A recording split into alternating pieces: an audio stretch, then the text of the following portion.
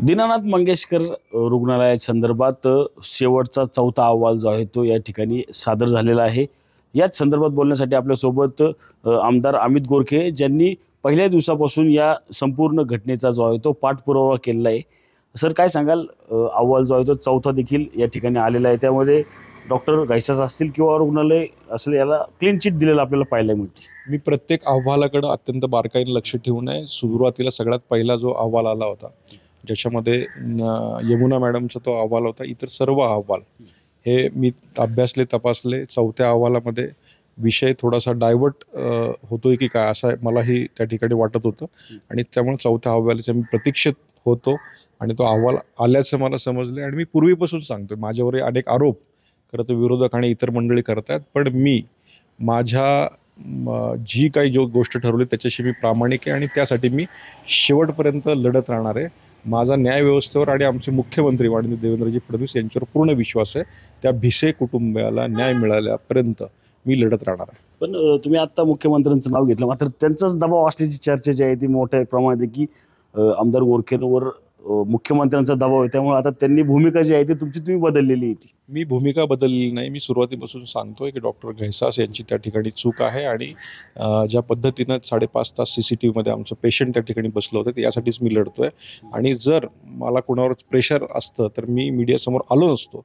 आणि सगळ्यात महत्त्वाचं माननीय मुख्यमंत्री जे अत्यंत बायसपणे व्यवस्थितपणे काम करत आहेत आणि त्याचमुळे ह्या 4ही समित्या त्या ठिकाणी झाल्या.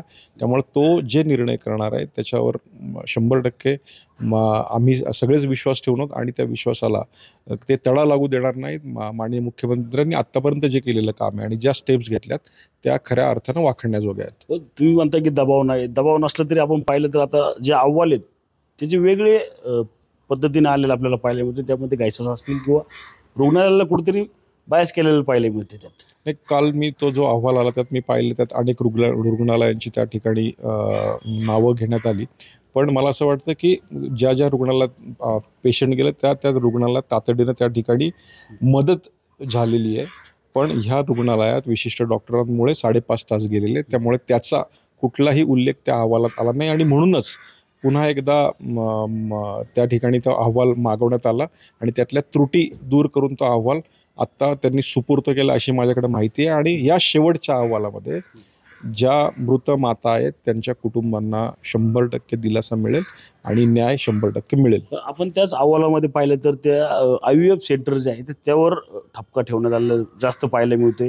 त्याचप्रमाणे सूर्य हॉस्पिटल असेल, मणिपाल हॉस्पिटल असेल, या रुग्णालयाला त्यामध्ये दोषी ठरवण्याचा प्रयत्न जो आहे तो करण्यात आलेला आहे की IVF सेंटरमध्ये माहिती असताना देखील ही रिस्क का घ्यायला सांगितलं. असा एक अनेक ठपके जे आहेत ते त्या रुग्णालयावर ठेवण्यात आले. कुठेतरी दीनानाथचा प्रश्न जो आहे तो बाजूला राहतोय ना माझ्यामुळे. नाही, मला असं वाटतं की ज्या मागच्या अहवालामध्ये प्रत्येक हॉस्पिटलवर ठपका ठेवण्यात आला, पण अशा प्रत्येक हॉस्पिटलवर जर ठपका ह्यापुढे ठेवला गेला तर पेशंटला घेण्याची विश्वासार्हता ही खऱ्या अर्थानं कमी होऊ शकते. कारण कुठलाही पेशंट घेत असताना हॉस्पिटल विचार करेल की या पेशंटला घ्यायचं का नाही.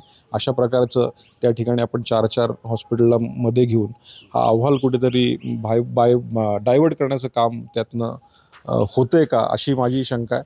पण मी पुन्हा एकदा सांगतो, जो त्रुटीपूर्ण अहवाल आहे तो आत्ता आलेला आहे आणि त्याच्यात न्याय 100% मिळेल.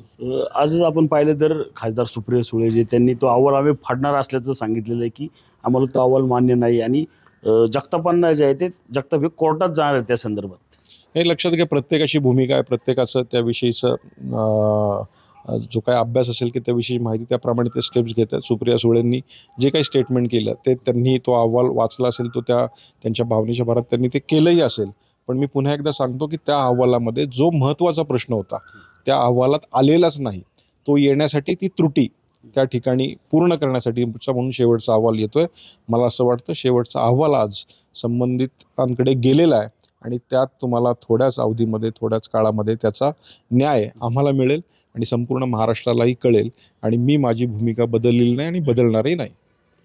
नक्कीच मी माझी भूमिका जी आहे ती बदलणार नाही. थोड्या वेळात सुधारित अहवाल जो आहे तो दाखल होत नक्कीच आम्हाला न्याय मिळेल अशी अपेक्षा जी आहे ती आता आमदार अमित गोरखे यांनी या ठिकाणी व्यक्त केलेली आपल्याला एकूणच पाहायला मिळत आहे.